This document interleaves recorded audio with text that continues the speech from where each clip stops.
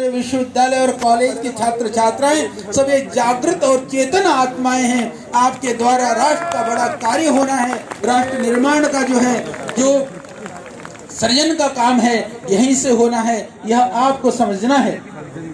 और इसके साथ में हम लोगों ने जब शुरू किया आयुर्वेद के ऊपर, मैं आज पूरे मंच से इस गणतंत्रता दिवस के पावन अवसर पर सत्यमेव जयते के उद्घोष के साथ ये बताना चाहता हूँ कि जब देश की सरकार की सिस्टम भी सोया हुआ था, जहां आयुष मंत्रालय को भी होश नहीं था कि कोरोना के लिए आयुर्वेद से क्या हमको करना चाहिए, उस समय पर हम लोगों ने काफी काम करके अनुसंधान करके हमने कहा था कि तुलसी, अश्वगंधा और गिलोय कोरोना के लिए लाभकारी है। तो जब श्रद्धेय स्वामी जी ने कहा कि तुलसी जो अश्वगंधा के अंदर जो तत्व है वो कोरोना के लिए लाभ करता है, तो लोगों ने कहा, ये उपहास करने का प्रयास किया, उसको निषेध करने का प्रयास किया, क्योंकि लोगों को जो है ना घी जो है कहते हैं ना, जैसे वो जो कुत्ता होता है ना उसको घी हजम नहीं होता, तो कईयों को हजम नहीं हुआ।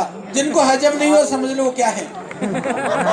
उसके बाद में हम लगे रहे, दिन रात एक करके डटे रहे। डटने के बाद में पूरी दुनिया को ये मानना पड़ा और सारी संसार के अंदर कोरोना के कारण से सबसे कम डेथ रेट है तो भारत की है, और उसका कारण है तो योग और आयुर्वेद है। और उस योग और आयुर्वेद का कहीं से कहीं उद्गम है तो वो पतंजलि योगपीठ है, और आप और हमको गर्व और गौरव है कि हम इसके पार्ट हैं। इससे बढ़कर के और कोई बात नहीं हो सकती है।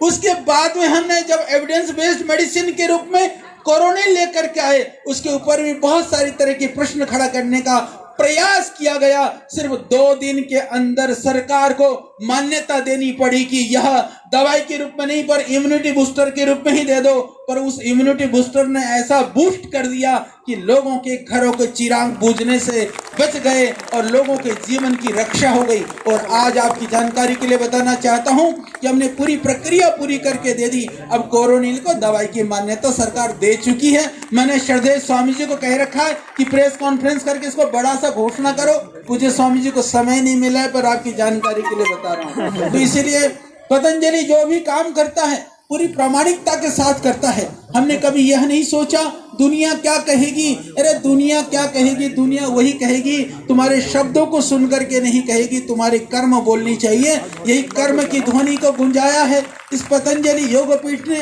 विपदाओं में विपत्तियों में भी उस चिराग को जलाया है पतंजलि ने, जिसको बुझाने का सामर्थ्य किसी में नहीं है। ऐसा कार्य किया है पतंजलि ने। तो आप सबको आज गणतंत्र दिवस की इस पावन अवसर पर बहुत शुभकामनाएं हैं। संपूर्ण देशवासियों को बहुत मंगल कामनाओं के साथ में हार्दिक बधाइयां कि हम सब मिलकर के उन वीरों का, शहीदों का, सपनों का भारत बनाएंगे और अपने आप को लगा करके इस राष्ट्र का निर्माण करेंगे। अपने अखंड प्रचंड पुरुषार्थ, तप और निरंतर गतिशीलता से इस राष्ट्र को बनाएंगे। इन्हीं भावनाओं के साथ आप सब आगे बढ़ें और पूरी ऊर्जा के साथ जुटें, क्योंकि चरैवेति चरैवेति चलते रहें, करते रहें। अखंड पुरुषार्थ से ही इस राष्ट्र का निर्माण हो सकता है, जीवन का निर्माण हो सकता है। जीवन के निर्माण से आत्मनिर्माण, आत्मनिर्माण से राष्ट्र निर्माण की यह ज्योति जलती रहे। और इस ज्योति को जलाने के लिए हमको तिल तिल जलना भी पड़े, जल करके भी इस ज्योति को जलाएंगे, राष्ट्र को बचाएंगे और राष्ट्र को जगाएंगे। तो आप सबको हमारी बहुत शुभकामना, बहुत मंगल कामना। ओम धन्यवाद। श्रद्धेय आचार्य श्री जी ने पतंजलि की सेवा और सृजन धर्मता को, कर्मशीलता को, इस पुरुषार्थ और परमार्थ की यात्रा को कुछ शब्दों में अभिव्यक्ति दी है। आज पूरी दुनिया में करोड़ों करोड़ों लोगों को जीवन मिला है, दृष्टि मिली है पतंजलि से। और जैसे श्रद्धेय आचार्य श्री ने कहा, पूरी दुनिया में जो ये वैक्सीन बन रही है उसके ठीक है, वो भी जो थोड़े कमजोर प्राणी हैं, खास करके जो बुजुर्ग हैं जिनको मल्टीपल प्रॉब्लम्स हैं, ऑर्गन फेलियर की प्रॉब्लम्स हैं और कई तरह की दिक्कतें, उनके लिए वैक्सीन काम कर सकती है।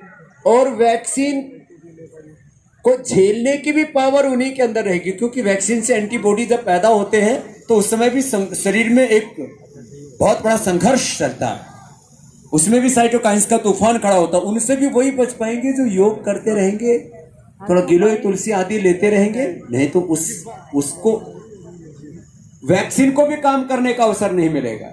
लेकिन विश्व में पहली आयुर्वेदिक मेडिसिन कोरोना के लिए, यदि किसी को आयुर्वेदिक मेडिकेशन को, एलोपैथी में तो मेडिसिन बनी नहीं, प्रिवेंशन है।